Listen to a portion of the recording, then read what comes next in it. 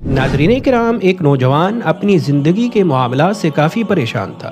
ایک روز اس کی ایک درویش سے ملاقات ہو گئی تو اس نے موقع غنیمت جانتے ہوئے اپنا حال اس درویش کو کہہ سنایا اور کہنے لگا کہ میں بہت پریشان ہوں۔ یہ دکھ اور پریشانیاں اب میری برداشت سے باہر ہیں۔ لگتا ہے شاید میری موت ہی مجھے ان دکھوں اور غموں سے نجات دلا سکتی ہے۔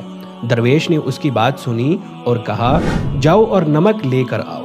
نوجوان حیران تو ہوا کہ میری بات کا نمک سے کیا تعلق، لیکن پھر بھی اس نے درویش کی بات مانی اور نمک لے کر درویش کے پاس حاضر ہو گیا۔ تب درویش نے کہا، اس پانی کے گلاس میں ایک مٹھی نمک ڈالو اور پھر اسے پی لو۔ نوجوان نے ایسا ہی کیا تو درویش نے اس نوجوان سے پوچھا، اس پانی کا ذائقہ کیسا لگا؟ نوجوان تھوکتے ہوئے بولا، بہت ہی خراب، اس کا ذائقہ تو ایک دم کھارا ہے۔ درویش مسکراتے ہوئے بولا، اب ایک مٹھی نمک لے کر میرے ساتھ اس سامنے والی جھیل تک چلو۔ صاف پانی سے بنی اس جھیل کے سامنے پہنچ کر درویش نے اس نوجوان سے کہا، چلو اب اس مٹھی بھر نمک کو پانی میں ڈال دو اور پھر اس جھیل کا پانی پیو۔ نوجوان نے مٹھی بھر نمک جھیل میں ڈالا اور پانی پیا تو درویش نے پوچھا، نوجوان اب بتاؤ اس کا ذائقہ کیسا ہے؟ کیا اب بھی تمہیں یہ کھارا ہی لگ رہا ہے؟ نوجوان بولا، نہیں ہرگز نہیں، یہ تو میٹھا اور بہت اچھا پانی ہے۔